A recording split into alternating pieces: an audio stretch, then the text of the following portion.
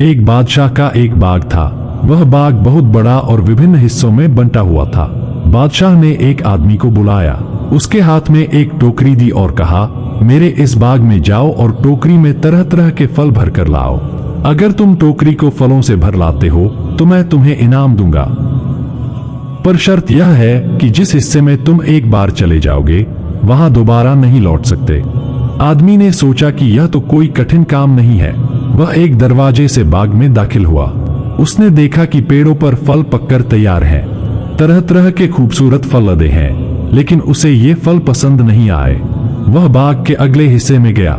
यहाँ के फल उसे थोड़े अच्छे लगे, पर उसने सोचा कि आगे और भी अच्छे फल मिल सकते हैं, वहीं से फल लेकर टोकरी भरूंगा। वह आगे बढ़कर बाग के अगले हिस्से में पहुंचा, जहां उसे और भी बेहतर फल मिले। यहां आकर उसने सोचा कि कुछ फल तोड़ लेता हूं, लेकिन फिर सोचने लगा कि सबसे अच्छे फल ही टोकरी में डालूंगा। इस तरह वह आगे बढ़ता गया और बाग के सबसे आखिरी हिस्से में पहुंचा। वहां पहुंचकर उसने देखा कि वहां कोई फल नहीं है। अब वह अफसोस करने लगा और कहने लगा, हाय, अगर मैंने बाग में प्रवेश करते ही फल तोड़ लिए होते तो मेरी टोकरी अब खाली नहीं होती। अब मैं बादशाह को क्या मुंह दिखाऊंगा। यह घटना सुनाने के बाद इमाम गजाली ने कहा, दोस्तों, इस कहानी में बादशाह अल्लाह है और बाग में दाखिल होने वाला आदमी तुम हो। टोकरी का मतलब है तुम्हारे अच्छे कर्मों का नामामल। बाग का मतलब है तुम्हारा जीवन।